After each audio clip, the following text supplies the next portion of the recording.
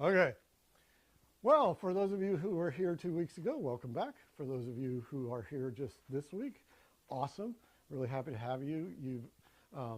If you're here just for this week, you've shown up at an exciting part of the book of Revelation, the letters to the seven churches, and we're going to talk about that today. And I'm actually going to do this a little differently than I did the last time. I'm going to mix in our Bible study with some of the teaching so that we can break it up a little bit more.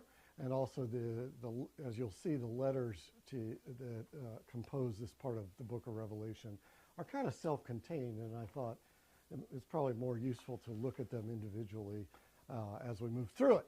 So go ahead, next slide, please, Nancy. So just a quick review. The book of Revelation is a apocalypse, which means to reveal or to remove the veil.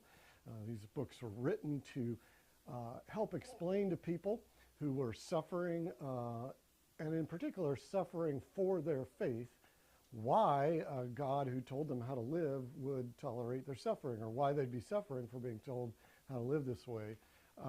These were a very popular genre of books between about 200 BC and 100 AD. They share a lot of characteristics.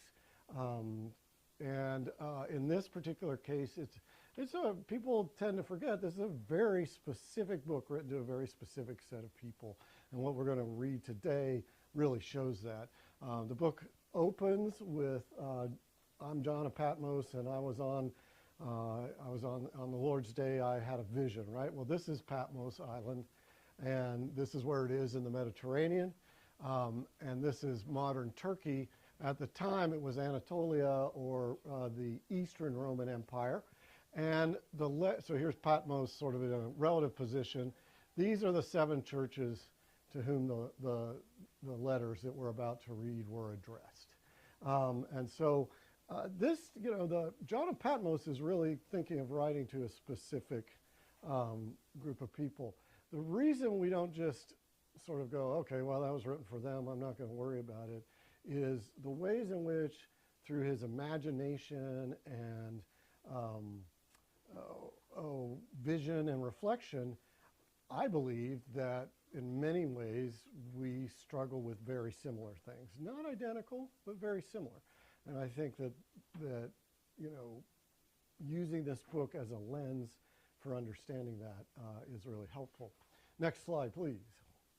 So where you are, if you look at your text, and it starts, we're going to have 7 of these things that say, write this to the angel of the church in Ephesus. So actually, who's lacking a text? Because we've had a couple of other people come in. Can you share with, let's get that to Haley. They can share. Okay, good. All right, everybody's got a text. So there's these passages, to the angel of the church in Ephesus, write this, right? And then you see this goes all the way down through verse 7, and then says, write this to the angel of the church in Smyrna. So John, what we started with last time was he lays out, I had a vision, and it kind of is this big introduction. Now he's moving in and being very specific and speaking to early Christian churches. So we're going to go through these kind of one at a time. And what I'm going to do with each one is give you just a little bit of context for what these cities were like and what these churches were like, because I think that is really important in trying to understand what the issues might have been. Remember, this is kind of the height of the Roman Empire. They have a lot of power throughout the world, and they control trade, everything, movement, the whole ball of wax.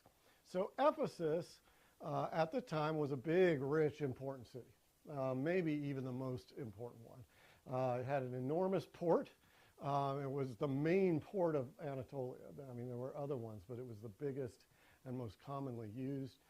It had a pretty cool theater and sort of processional way. It had a temple to Artemis, or Diana, from Greek mythology. This is a sort of imagined reconstruction. But if you've heard of the 7 wonders of the ancient world, This was one of them. I put this in here because that's all that's left. I am Ozymandias. Look upon my works and tremble. Or talk to the archaeologists and they'll tell you it's going to be gone in a couple hundred years. So, Steve, you can sit right there or wherever you want. Yeah. So, go ahead and advance the next slide. So, I want to jump right into these texts. The guiding question that I want to have running through our minds, and this is just a guiding question. I mean, you can notice, you can say anything you want, but the guiding question that I'm asking is when he does a mixture of praise and critique, sometimes pretty serious critique. And in what ways, or maybe in no way, do any of these praises or critiques sound like they could have been said to us here at Trinity, or the Episcopal Church in general, or the Christian church in general? Remember, we are sort of like the Episcopal Church in Ephesus. There was only one. It was probably meeting in somebody's house, a wealthy patron generally. We don't know 100%, but we know that happened in many other places. It was likely to be happening here. And so we can imagine if we're that church that this is being written to.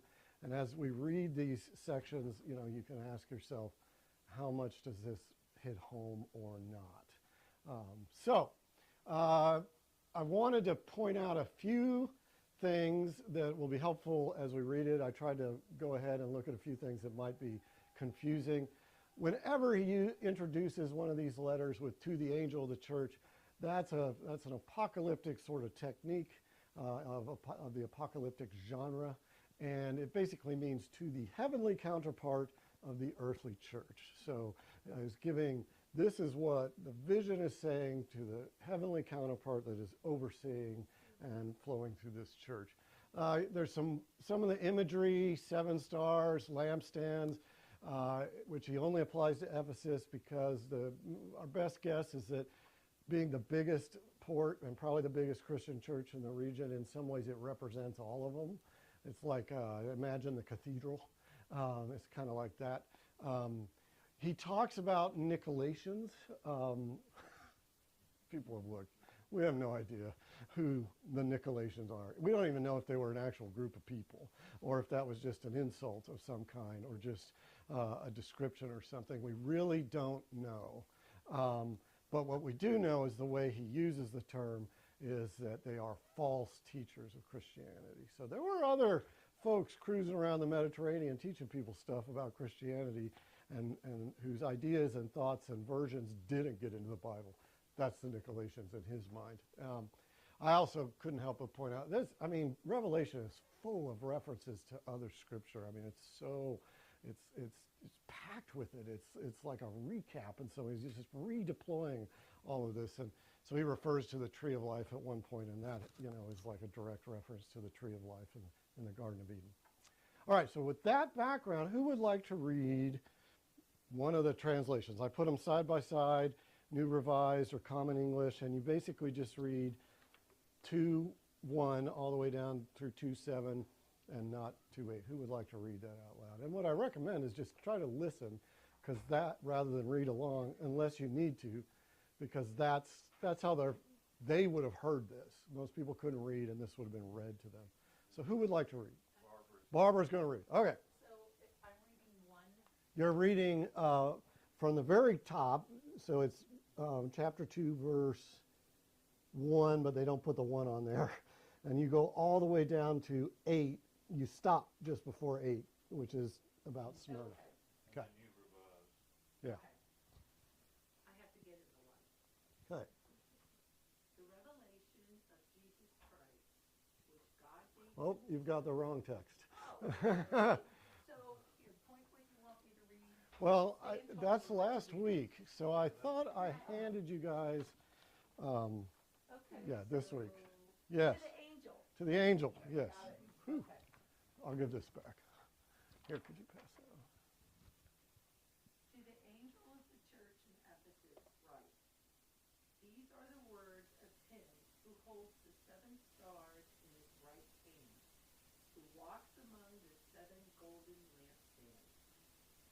I know your works, your toil and your patient endurance. I know that you cannot tolerate evildoers. You have tested those who claim to be apostles, but are not, and have found them to be false. I also know that you are enduring patiently and bearing up for the sake of my name, and that you have not grown weary. But I have this against you, that you have abandoned the love you had at first. Remember then from what you have fallen. Repent and do the works you did at first. If not, I will come to you and remove your lampstand from its place, unless you repent. Yet, this is to your credit. You hate the work of the Nicolaitans, which I also hate. Let anyone who has an ear to listen to what the Spirit is saying to the churches. To everyone who concurs, I will give permission to eat from the tree of life. That is in the paradise of God. Don't you wish he would like speak his mind? Which I also hate. So any immediate questions, like stuff like, what the heck does that mean? Don't have to have them, just want to double check. Any immediate responses? What's he commending them for, and what's he criticizing them for? Pride. He's criticizing them for pride, you think? Okay. I was going to say that I think he's praising them because they're very hardworking, and then saying, but you've gotten so caught up in your hard work and what you're doing that you've really forgotten that the heart is Jesus and the love that you had in the beginning. Yeah, does anybody else kind of hear something like that? Go ahead, Dave. I'm curious about what he's referring to when he says, repent and do the works you did at first. Right. I'm curious about what were the works they did at first, because he doesn't really. He doesn't tell you. I'd say, strictly speaking, we don't know precisely what those works were. We just have to kind of imagine it. Go ahead. You had. I had a question that walks into that. I would like a definition of love. And I have the King James Version, which was my childhood version. And it also says love. So would it be love in the sense of caritas, and meaning that they have abandoned a certain That's a type good of question. So proof of love? Right. Message to Ephesus. Let me just check this commentary, see if he says anything about it. The love. The word is sort of brotherly, sisterly love. Philos. Brotherly, sisterly love. But what the love is of is not 100% clear. My best guess, and it's based on reading other commentaries, and it kind of makes sense to me, is that, all right, he gives them a lot of praise. They're praised for being patient and enduring. Listen for those words. We're actually going to hear those a lot. Patient, enduring. They reject false teachers, but they've lost the philos, and the sense is maybe since they are supposedly kind of the head, like the cathedral church, they didn't have cathedrals back then. That is not literally true, but since they were a big one, my sense is that like they are resting on their comfortable, we're doing everything right, but they've lost a lot of the passion for bringing the good news, for taking on the role that maybe inspired other churches and things like that, and so that they have lost. I wonder if he's not saying the philos is these other churches. They've lost their role or what they had been doing previously to support those other churches. Nancy. It could be too, yeah. No, they had some challenges. They were fighting with challenges. They saw that there was, people who were false apostles or whatever, that were trying to gain support within the church, and they were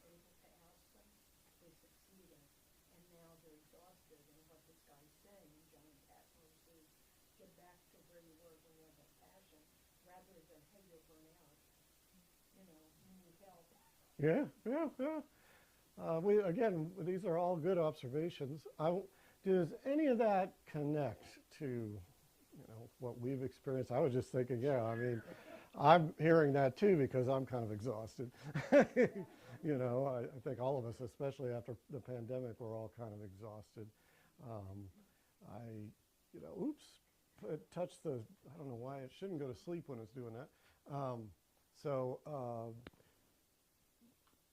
Anybody be like, oh, that's Trinity he's talking about, or you would because of the exhaustion, yeah. False teachers, endurance. Go ahead, Oliver. You're gonna have to really try to project. I do agree that it's not exhaustion. I also believe that, at least this verse specifically in 1 verse 4, and I have this against you that you remain in Philip you had at first. Despite the exhaustion, and despite what they committed to at first and what that they were agreeing to, they no longer love it that they had. And they likely still do adore it, but they're just defeated. Yeah, maybe. Sometimes I think it is very easy for all of us, all churches, to kind of just start going through the motions. I think of the Episcopal Church is particularly dangerous because we have a lot of these things that are kind of set that we do over and over again. We like that, but it's easy to go through the motions, and it's good to be reminded of having that same passion that you might have had when you first heard the gospel. Let's go ahead and move on to the next church. We've got 7 of these to get through. So next one he writes to is Smyrna. This was also a prosperous city, not quite like Ephesus. What's interesting is Smyrna had the second largest cult of the emperor in all of these churches. So by this time in the Roman Empire, the emperor had become a cult, was deified essentially, and was the focus of worship in and of himself. It was a big deal at Smyrna. It was a bigger deal at one of these other churches, but it was quite a big deal at Smyrna, not at the church, but in the town. And so you've got a picture here. I dread it. All these things there's lots of cool extent. I want to go now. These must be like little, I'm guessing this is the market, and these are probably underground shops or storage areas for the market. A couple of little lines that will be helpful. Jews, though they are not. Okay, that sounds kind of offensive, and by our ears it is. But in part it's because Christians at the time were claiming to be the true Jews. So that's where that comes from. Not excusing it necessarily, but that's where that language comes from. And as we know, John isn't going to sugarcoat anything. Satan's synagogue. Now this is what really needs to be known. We're pretty sure is behind a lot of this strong language. A lot of synagogues getting fed up with the Christians who kept saying, no, actually, we're Jews, but this Jesus guy, you should worship this Jesus guy. They're getting fed up with them. They turn in the Christians to the authorities because Christianity was not an official allowed religion. And so they're probably fairly frustrated about the Christians are like, and so this is the acts of Satan. So you kind of keep that in mind. So who wants to read the letter to the church in Smyrna? Okay, go ahead, Stan. And to the angel, this is the new revised. Okay. And to the angel of the church in Smyrna write, these are the words of the first and the last, who was dead and came to life. I know your affliction and your poverty, even though you are rich. I know the slander on the part of those who say they are Jews and are not, but are a synagogue of Satan. Do not fear what you are about to suffer. Beware, the devil is about to throw some of you into prison so that you may not be tested, and for 10 days you will have affliction.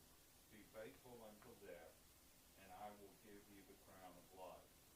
Let anyone who has an ear listen to what the Spirit is saying to the churches. Whoever conquers will not be harmed by the second death. All right. Initial thoughts, puzzles, curiosities, Whoever conquers what? right? Good question. That's pretty much my same question. It's like, what do you mean whoever conquers? Right? Is that translated the same way in both? Most of them are Victorious. So, so the Greek, I really should have grabbed a Greek English interlinear text, but let's not worry about that exactly right now. But the conquer, polemic. Well, since it's getting translated both ways, I suspect it's sort of triumph, endurance, conquering those that are persecuting them by not just being beaten down and evaporating would be my guess. But I'd have to kind of look that up. Again, we're hearing some familiar stuff. Endure, hang tough. So what did you guys, the interesting phrase, I know your poverty and your affliction, though you are rich. I could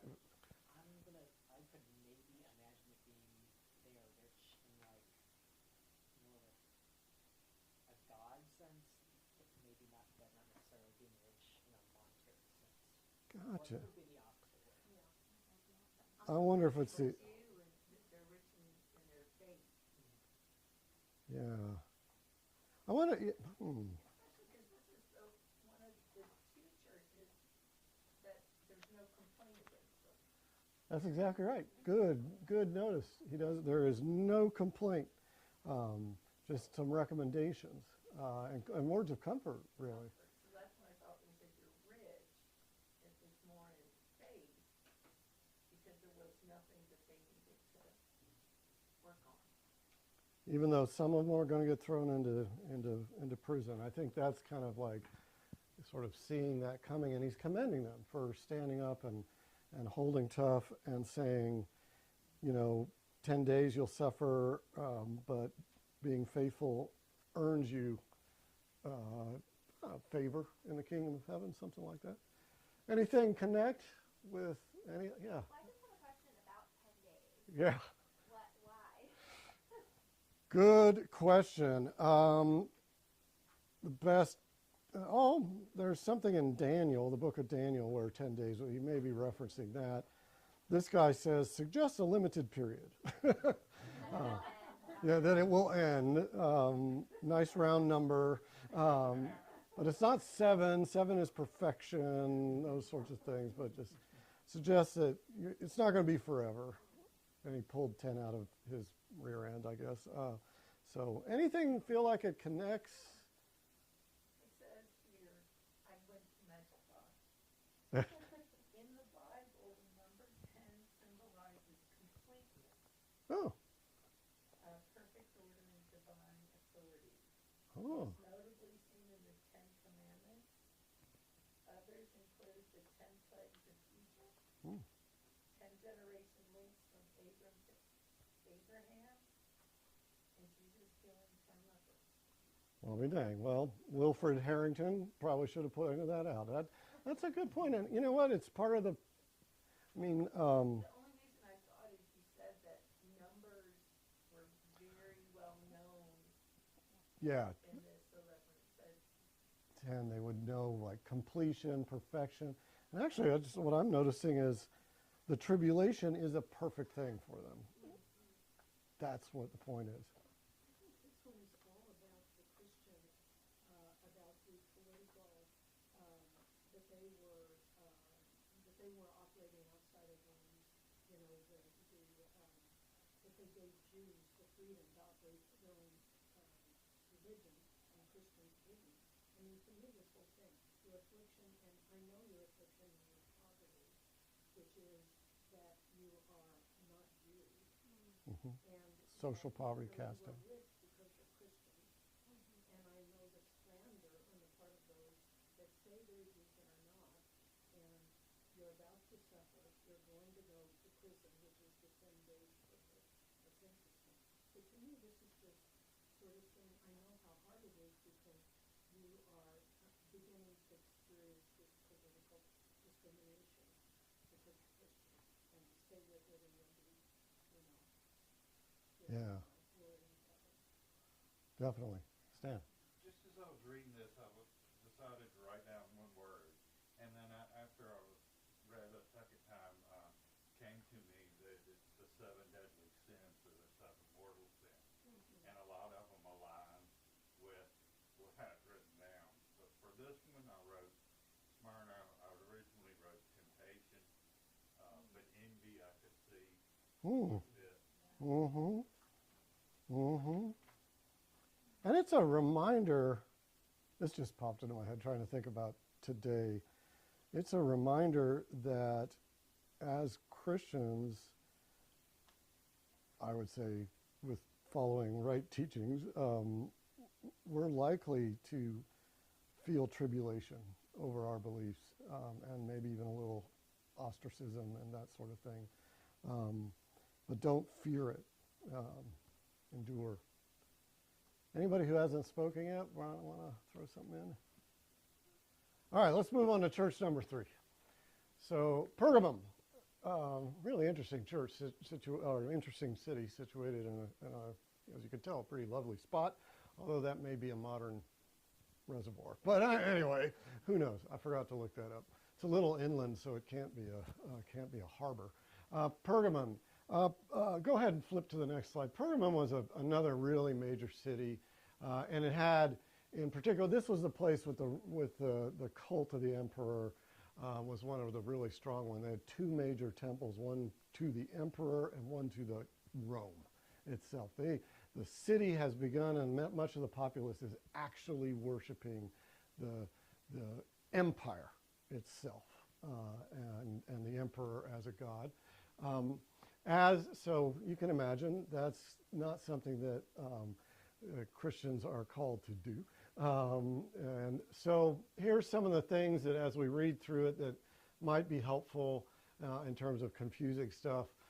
When he refers to Satan's throne, it's probably one of those altars to either Zeus or to the emperor or to one of these sort of imperial gods.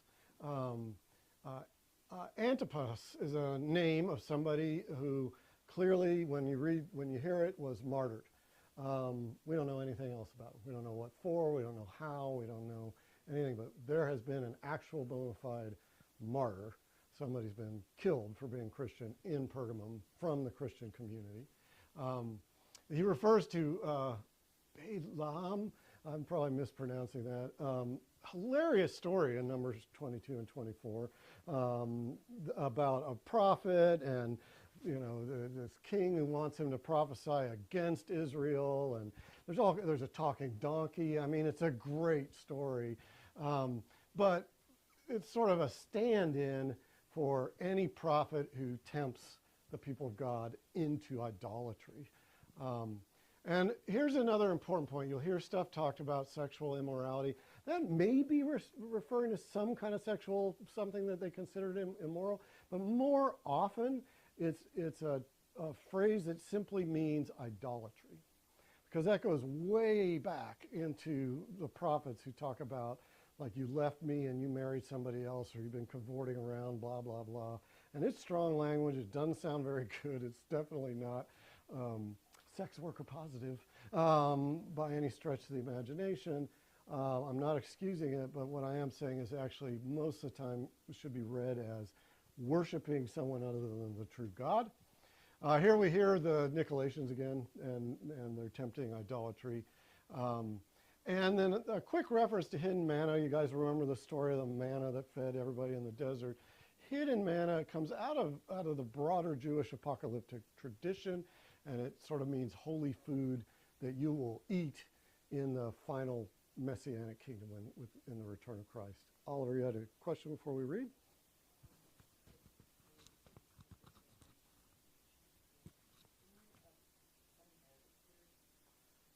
Balaam?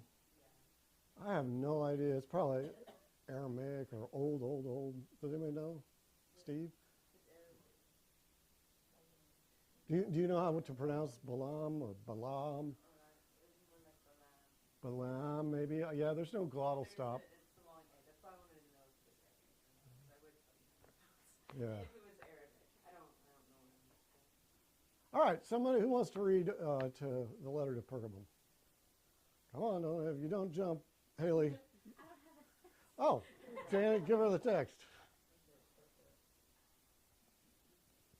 And to the angel of the church in Pergamum write, these are the words of him who has the sharp two-edged sword. I know where you are living, where Satan's throne is. Yet you are holding fast to my name, and you did not deny your faith in me, even in the days of Antipas, my witness, my faithful one, who was killed among you, where Satan lives. But I have a few things against you. You have some there who hold to the teaching of Balaam, who taught Balak to put a stumbling block before the people of Israel, so that they would eat food sacrificed to idols and practice fornication. So you also have some who hold to the teaching of the Nicolaitans. Repent then. If not, I will come to you soon and make war against them with the sword of my mouth. Let anyone who has an ear to listen to what the Spirit is saying to the churches. To everyone who conquers, I will give some of the hidden manna, and I will give a white stone. And on the white stone is written a new name that no one knows except the one who receives it. All right, initial thoughts, initial questions, anything that wasn't Apollo. The white stone. White stone, yeah, good point. I should have caught that. Let's see what this guy says. White stone.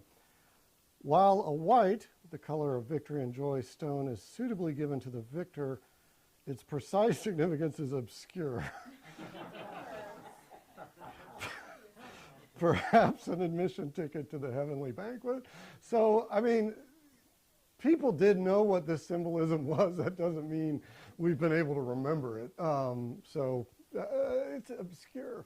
Well, in the Jewish days, they put flowers on graves. That's true, they put a stone. Nowadays, you put a little stone. Yeah. So if you're thinking about long-term life over death and what they were facing, you're saying you're going to get a white stone on your grave might be. Could be. I don't know when that tradition began. That's what I, yeah. Yeah, if it goes that far back, then I could kind of see that, but I honestly don't know. Yeah. That's not a bad, it could be, the meaning is obscure. So what's good about Pergamum and what's bad about Pergamum? They're faithful, they don't deny it, even though somebody was killed for it. But there are some who are holding to the teaching of Balaam, tempting them to eat meat sacrificed to idols. Do you guys know about the issues around that? There's a whole section of the first letter to the Corinthians about meat sacrificed to idols.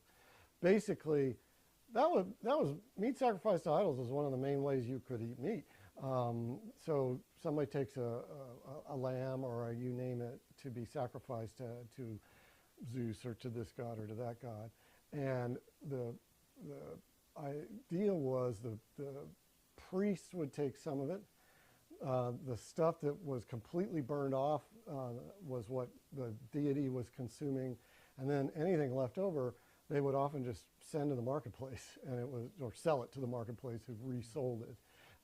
Also, a lot of these meals would have occurred in almost business context. They were like business meals, and so here you are, you're a Christian, you're trying to avoid idolatry, and yet you need to go to this business meal where they're eating meat sacrificed to idols.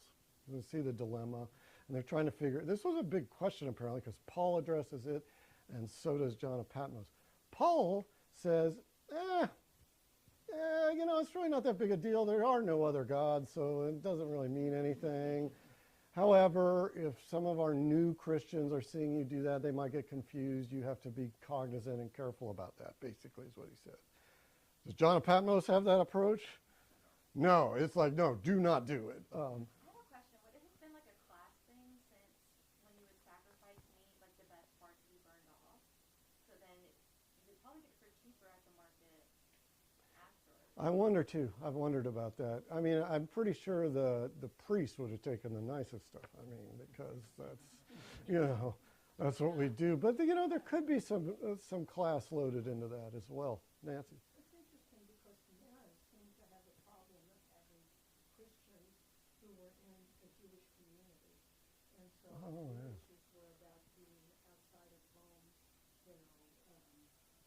through the elongated years. And Pergamon is mainly struggling now with more paganism. Mm-hmm. Mm-hmm.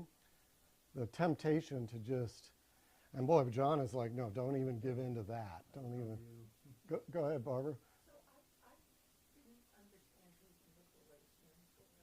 So Are- I did some research, and what I decided, I don't know, it could be totally wrong, is that they were a group, and it made perfect sense to me for some of the things we have in the Christian church now. They were a group that said, we don't have to throw out everything pagan. We can be Christian and have some of each.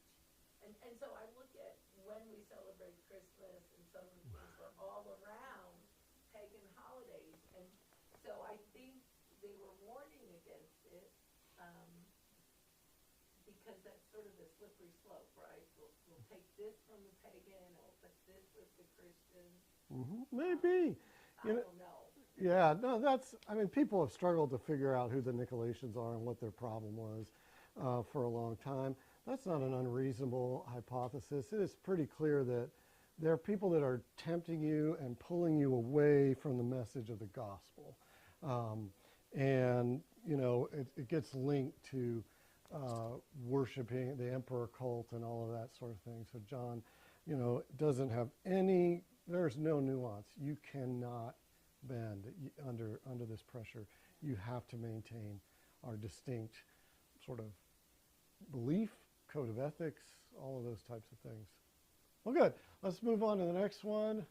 What happened here? Something got cut off. Let me see if I can figure it out. I'll just go back and just.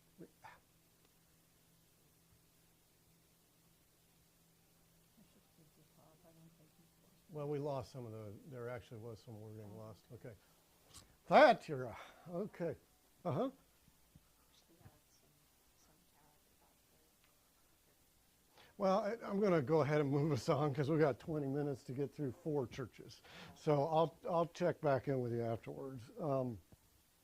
Thyatira, this is the most minor of these cities, and people have commented like, how did Thyatira end up in this? Because it's sort of it wasn't a nothing place. They had some columns. They had some stuff.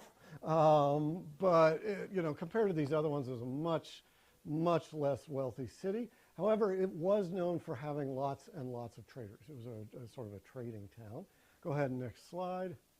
So some of the things you're going to hear, Jezebel, all right? If everybody remembers some of those stories, persecutor of Elijah and a variety of other people, really the archetypical scheming woman.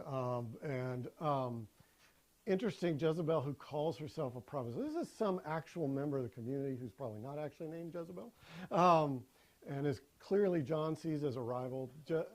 Jezebel from 2 Kings 9, wife of King Ahab, persecuted the prophets and brought in the cult of Baal. So full-on idolater. So we're back to idolatry again. We have another reference to food sacrificed to idols, as we saw before. Again, Paul is like, yeah, well, maybe it's not that big of a deal. And John of Patmos is like, no, not at all. Hold the line. Life of prostitution, again, idolatry more than any kind of actual literal sex work. And the morning star, which is a beautiful reference towards the end, once again, precise meaning is uncertain. Could be Christ, or some language we see in non-canonical texts that might be that. So who wants to read the letter to Thyatira? I can read it if I can. Oh, yeah, Unless yeah. you want to hear NIV. Somebody give Abby a copy of. All right. Shoot, I should have. And the angel of the church in Thyatira writes, These are the words of the Son of God, who has eyes like a flame of fire, and whose feet are like burnished bronze. I know your works, your love, faith, service, and patient endurance. I know that your last works are greater than the first. But I have this against you. You tolerate that woman Jezebel, who calls herself a prophet, and is teaching and beguiling my servants to practice fornication and to eat food sacrificed to idols. I gave her time to repent, but she refuses to repent for her fornication. Beware, I am throwing her on a bed, and those who commit adultery with her I am throwing into great distress, unless they repent of her doing. And I will strike her children dead, and all the churches will know that I am the one who searches minds and hearts, and I will give to each of you as your works desire. Wait, is that not right? Deserve. Okay, I'm on the right page. Okay. But to the rest of you in Thyatira who do not hold this teaching, who have not learned what some call the deep things of Satan, to you I say, I do not lay on you any other burden, only hold fast what you have until I come. To everyone who conquers and continues to do my works to the end, I will give authority over the nations to rule them with an iron rod, as when clay pots are shattered. Even as I also received authority from my Father, to the one who conquers, I will also give the morning star. Let anyone who has an ear listen to what the Spirit is saying to the churches. All right. These guys are a mixed bunch.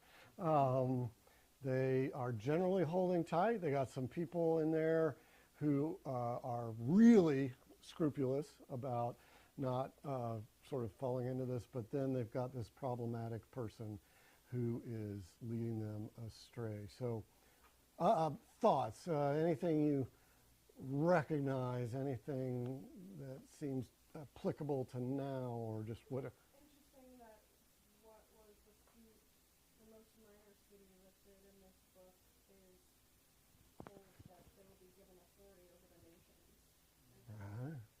pretty consistent rhetoric in scripture about glorifying the lowly. Yeah, you know, that's a really good point. And it's sort of almost like and even though you are, you know, the smallest leads, you're the sort of, you know, every diocese has one church that's just wheezing along. I don't know what else to say. Just wheezing along, like, you know, 11 people on Sunday. You can't figure out how they manage to exist. And that would be maybe Thyatira. But they, you know, are generally clearly holding the line, except for they're tolerating this person. They're allowing, and boy, John is not about toleration. I'm beginning to wonder more and more, Barbara, about that notion of, what were you saying, tempting you to be sort of half and half, like, oh, okay, I can be Christian, but I'm just going to go ahead and slide. And you know, that I think can be something, I'm beginning to think that might be a common thing I'm hearing.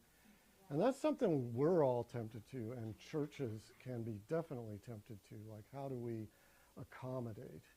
I mean, I remember once I had a good relationship with the mayor of West Valley City, Utah, which is where my first call was in that city. It's a suburb of Salt Lake City.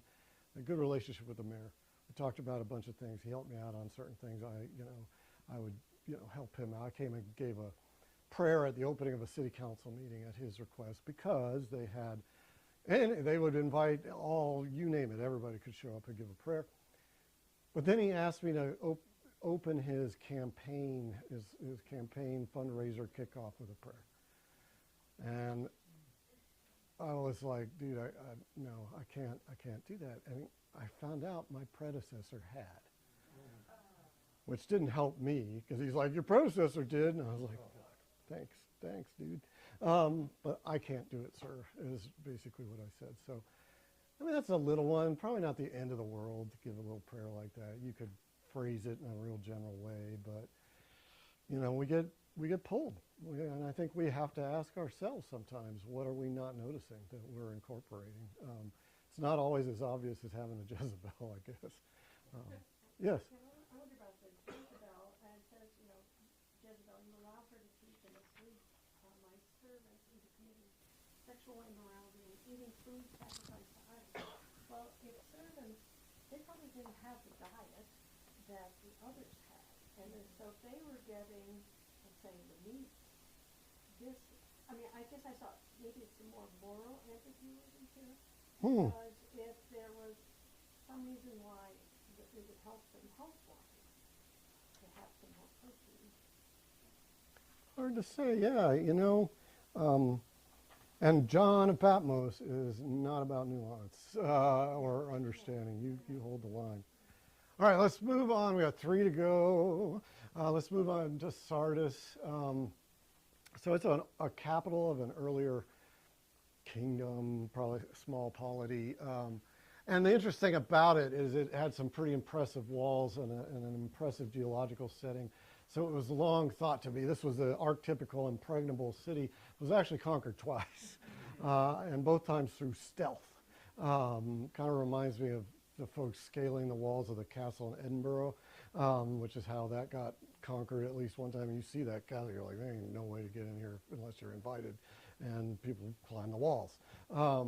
So a couple other phrases that you'll hear in there, come like a thief, so possibly referring to these 2 previous discussions, also possibly referring to all those statements in the Gospels about come like a thief in the night when you're not expecting it.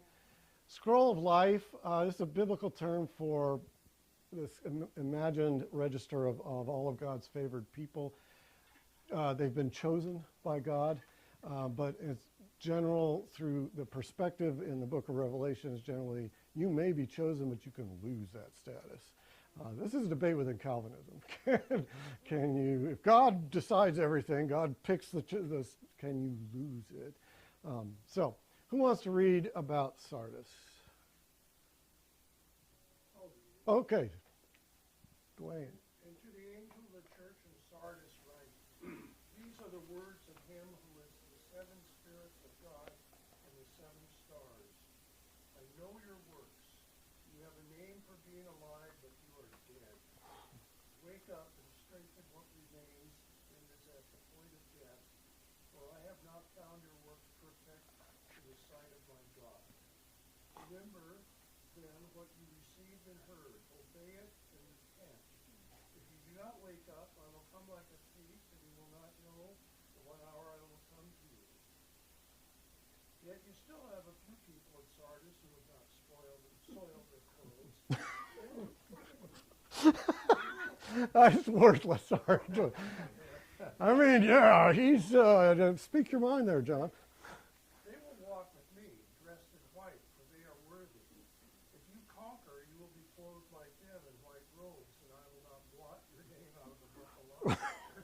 I will confess your name before my Father and before his angels. Let anyone who has an ear listen to what the Spirit is saying to the churches. Well, he doesn't find any good difference. Yeah, these guys, other than there's a few good people. But this is like the one, what was it? Was it Smyrna that hadn't really done anything wrong? This is one that hasn't really done anything right, other than having a few. Although what popped in my head was the psalm we had for today. You know, is there anyone who does right? No, there aren't. So thoughts about what this might be saying. What are they doing wrong?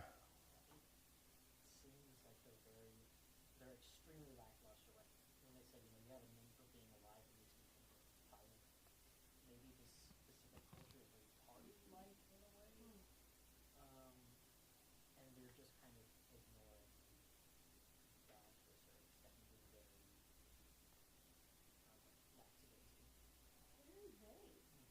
It is vague.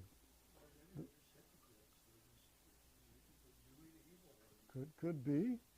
This guy translates verse 3:2.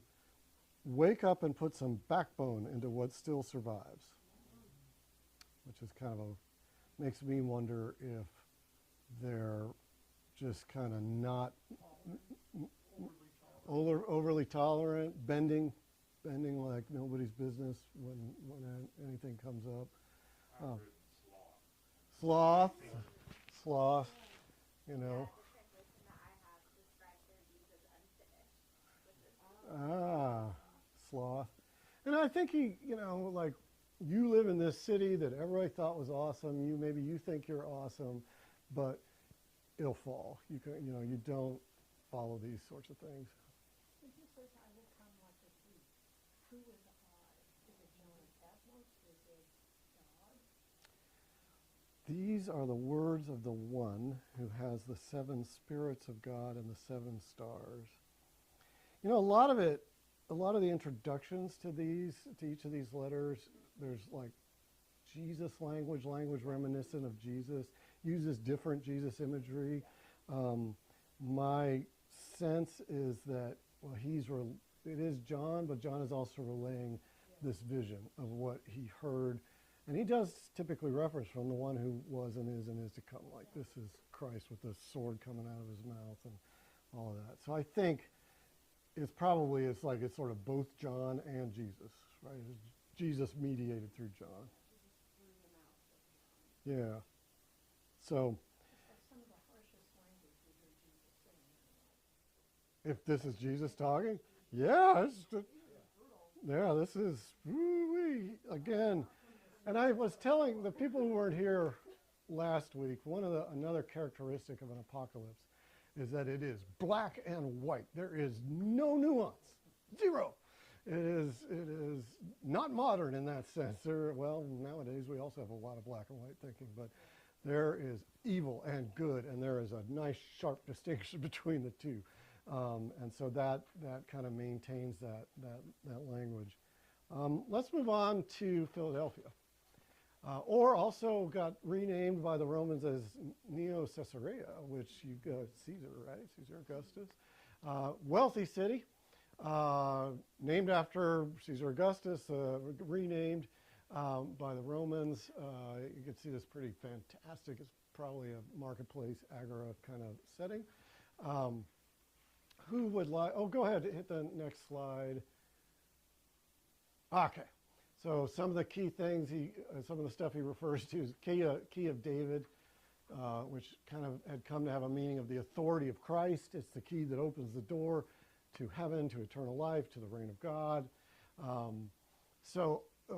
He refers to an open door. Christians in Philadelphia were almost certainly cast out of their synagogue, but he's saying they have an open door to the future kingdom of God. Philadelphia was definitely considered a good place for preaching and evangelism. Lots of people coming through, was kind of an ideal spot for Christians to try to spread the word. Synagogue of Satan again, as before. I wonder how the people who left in the synagogues felt about the Christians they threw out and what language they used for them, other than those guys wouldn't shut up about this Jesus character at a certain point. He kept interrupting the service. New name, probably a reference to that name change that was sort of making it even more imperial. So who would like to read the letter to Philadelphia? Apollo. And to the angel of the church in Philadelphia, these are the words of the Holy One, the true one, who has the key of David, who opens and no one will shut, who shuts and no one opens. I know your works. Look, I have set before you an open door, which no one is able to shut. I know that you have but little power, and yet you have kept my word and have not denied my name. I will make those of the synagogue of Satan who say that they are Jews and are not, but are lying. I will make them come and bow down before your feet, and they will learn that I have loved you. Because you have kept my word of patient endurance, I will keep you from the hour of trial that is coming on the whole world to test the inhabitants of the earth. I am coming soon. Hold fast to what you have, so that no one may seize your claim. If you conquer, I will make you a pillar in the temple of my God. You will never go out of it. I will write on you the name of my God and the name of the city of my God, New Jerusalem that comes down from my God out of heaven, and my own name. Let anyone who has an ear listen to what the Spirit is saying to the churches. Thank you. Well, I had never caught that the New Jerusalem comes down out of heaven. That's at the end of the book. We'll hear that. This is the only one. All right, initial reactions, initial thoughts. This is mostly praise, right? What are they being praised for? Steadfast perseverance. That's those exactly. Right? Endurance. Keep you safe through the hour of testing. Hold fast. And definitely the sort of the rewards of this, actually throughout all the letters, are always sort of future rewards. They're eschatological rewards in the kingdom of God. But definitely Any other thoughts, things you know? This church is like Philadelphia is like Smyrna. I wrote there were no criticisms, and if you read what there is praise for, it's really holding fast to Jesus' name, not denying, enduring. Mm-hmm. That's true. You have this parallel. Actually, yeah, second to last. Interesting. There's all kinds of theories about the order of the churches, and one of the books I have has this complicated. He's actually making like this chiastic cross thing, blah blah blah, and I'm like, okay, maybe. I mean, part of me goes, did it just go up and then back down, like north along the coast and then down that one? Because that is literally the order it goes in. But we also have this interesting, the two that are the second to the last are ones that get nothing but praise. Yeah, again, hold fast. And I keep noticing it's like he's not demanding them like commit an act of rebellion, right? It's also telling them he's gonna reward them. He says, I'll make those of the synagogue of Satan, I'll make them come and bow down before your feet. Just show them. Oh yeah, you who have probably been really humiliated socially, I hadn't even thought of it, been like, because that was a big deal. I was talking about honor and shame in a sermon a while back, like you've been shamed, you've been criticized, but that will be reversed. The last will be first, the first will be last. All right, let's go on to the last one. You guys are going to love these guys. I don't quite know how to pronounce this, Laodicea,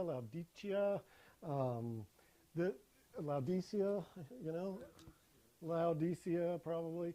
All right, this was another wealthy place, mostly for trading.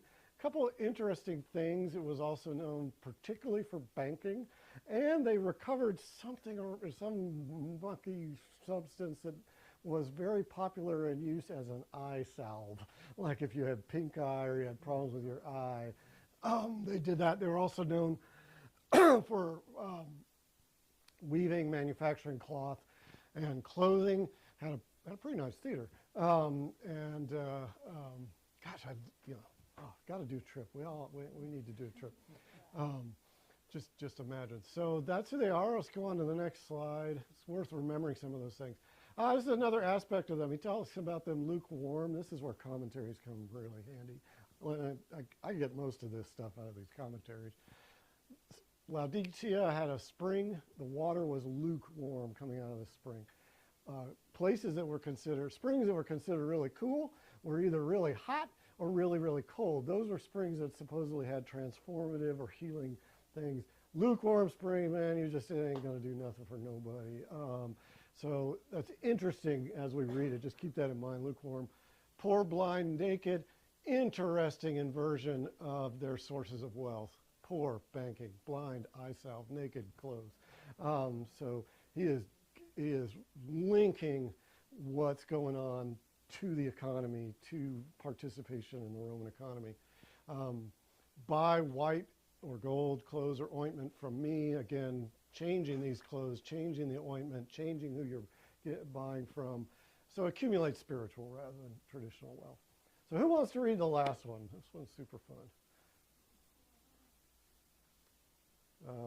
Janet. Oh, sorry, David. And to the angel of the church in Laodicea, the words of the Amen, the faithful and true witness, the origin of God's creation. I know your works. You are neither cold nor hot. I wish that you were either cold or hot. So because you are lukewarm and neither cold nor hot, I am about to spit you out of my mouth. For you say, I am rich, I have prospered, and I need nothing. You do not realize that you are wretched, pitiable, poor, blind, and naked. Therefore I counsel you to buy from me gold refined by fire, so that you may be rich, and white robes to clothe you, and to keep the shame of your nakedness from being seen, and a salve to anoint your eyes, so that you may see. I reprove and discipline those whom I love. Be earnest, therefore, and repent. Listen, I am standing at the door knocking. If you hear my voice and open the door, I will come in to you and eat with you, and you with me. To the one who conquers, I will give a place with me on my throne, just as I myself conquered and sat down with my Father on his throne. Let anyone who has an ear listen to what the Spirit is saying to the churches. Woo! Not a lot of good for these guys. Actually, a fellow pastor and I were getting a cup of coffee, and I was getting an iced tea, and I was like, "Oh, that's the water for hot tea. That's the water for cold tea." And he was like, "Oh, you're trying to avoid being lukewarm." We are a wild and crazy bunch, we pastors. So yeah, that's a famous line. You know, you're lukewarm. You're neither cold nor hot. I wish you were hot, but because of that, I'm gonna spit you out. Myself, I don't really like lukewarm water either. Yeah, right. Once again, right. There is no in between as far as apocalyptic texts are concerned, and I think you're seeing the world, right? You're seeing stuff in a very stark manner, you know.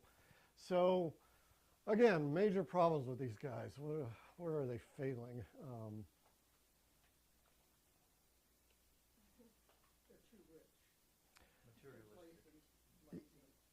Yeah, it sounds like they've really been co-opted. They may be Christians, but they're just they're not perturbed by things. Oliver.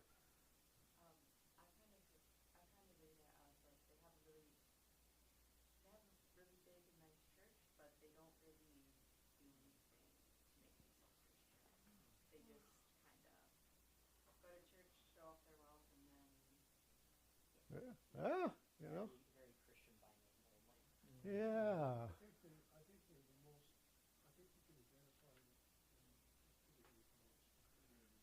most. I was wondering, and just elaborate on that a little bit. Well, I mean, there are so many who call themselves Christians but are really not practicing or advocating for what Jesus calls us to do. Yeah. Anybody really worshiping wealth or worshiping the emperor or A lot of emperor worship. yes, yeah, and we don't again exactly know, but clearly they're immersed in this Roman economic system. It is unjust in the sense that it's not even. I mean, sorry, Barbara, I'm not a huge fan of I'm not a fan of letting the free market determine everything that goes on in society. Let me nuance it. Barbara's at the B school, and I tease her all the time. I think even Adam Smith said the free market doesn't do certain things very well, but they have embraced it, right? And so some of this stuff reminds me when I think of any Christians who are sort of like rooting for the creation of some Christian system that in which we all get wealthy, right? Or the key is to hang on to your prosperity gospel is a great example. Prosperity gospel. God wants you to be rich. Really? Didn't have a lot of good to say. Yeah. But you know, of course, you're in a. It's hard, right? So let me see the next slide. Okay, so sort of. These are some of the themes that I saw. So that, you know, people have accumulated wealth through collaboration with the empire, but spiritual wealth is actually much more important, and they are. And you know, I mean, it's also good to remember that there was a commonly held view, maybe not universally, that wealth was a sign of God's favor or the God's favor, right? So this is pushing back on that, spiritual wealth. Idolatry through toleration or even participation in the worship of pagan gods, eating meat, sacrifice to them, false teachers and prophets. We don't quite know what they were teaching, but it was clearly not the gospel as John of Patmos understood it. That constant refrain, endure, persevere, the one who stays till the end, who endures, witness to God under persecution. Did you guys pick up on any other themes?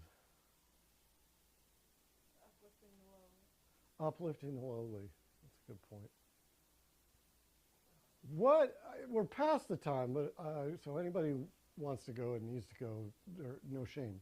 But one thing I sort of, which of the temptations that you've heard do you think we've talked about, say, Christian nationalism, right? Who I think in some ways falls into some of these things. Confusion of this world with the world we're called to really embrace, right? To me, that's Christian nationalism. But what other maybe lesser temptations do Christians in general face, or we here at Trinity? What of these types of things do sometimes you feel pulled in this or that direction? Pride. Complacence, yeah. There's not a sort of, when you're up to your alligator, you forget that your original objective was to drain the swamp. And so I think for a lot of them, he's saying, okay, you're enduring, you're doing this, but you're forgetting. And I think that sometimes we get caught up in the day-to-day. Oh, And we don't, I saw this, and we don't see the big picture, which was really the joy that the church was founded on, and this belief in what Christ had come to do and say. So that's definitely. It's enduring, patience, witness, all that's important. But yeah, he was hammering, it was Ephesus at least, and somebody else for having lost their love and passion, that sort of thing.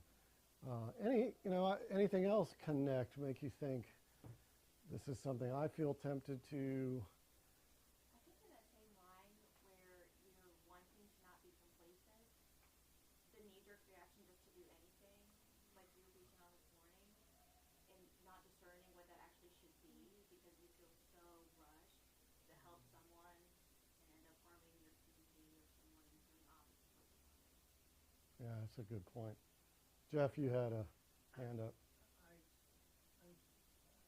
looking at the false teachers and prophets to be cast out. Mm-hmm. It feels to me like today we're in a world where there's a lot of prophets and teachers.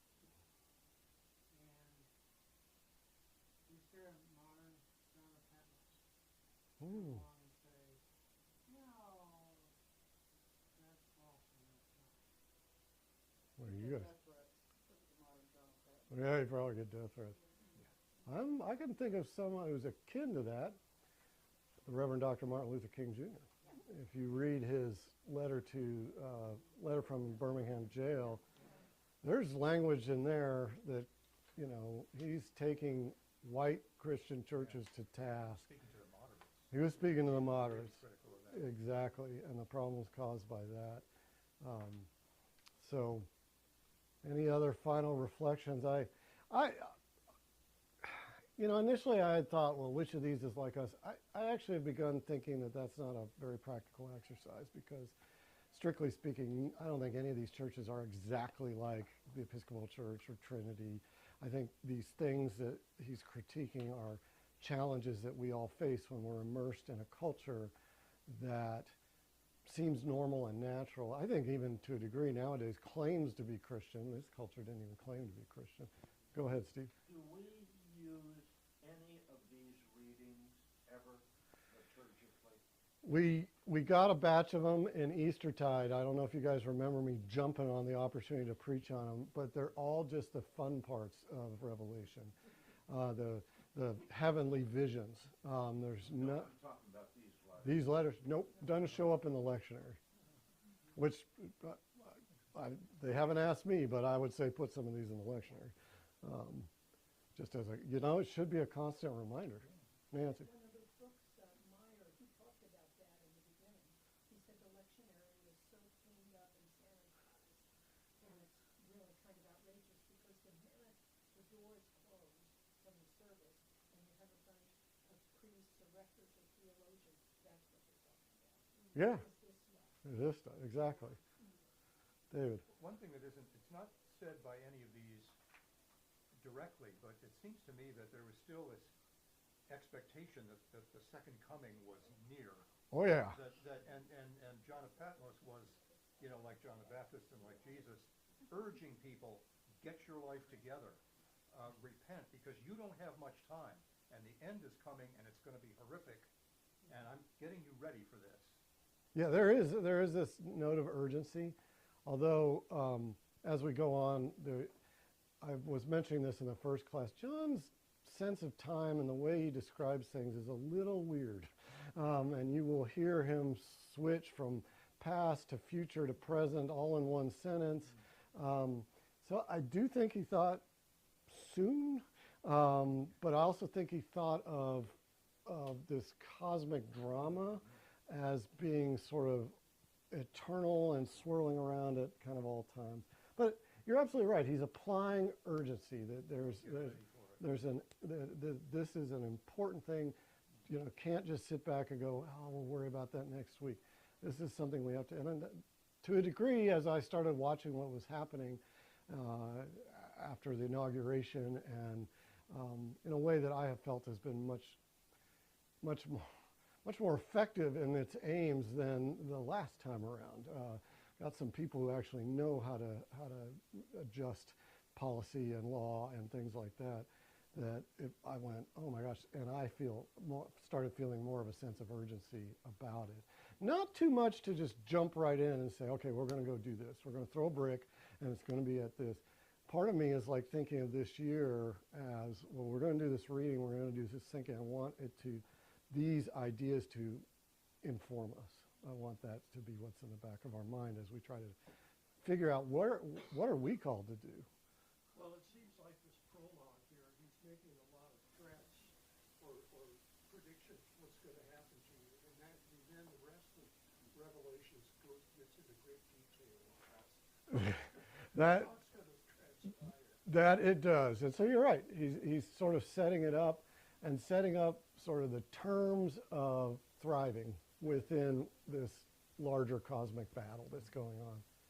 Well, thank you guys. I've kept you 15 minutes over, and I'm sorry about that. But it looks like everybody was engaged. Please go ahead and continue to reflect on it. Certainly, if you have some other thoughts, send them to me. I'll send them out to the broader group or to the parish.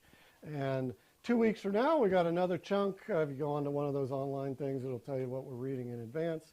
And we'll do a very similar thing. So thank you all. God bless you. Endure. Persevere. Don't eat meat sacrificed to idols, whatever you do. And don't listen to Jezebel. And don't listen to Jezebel or Balaam or all these false prophets.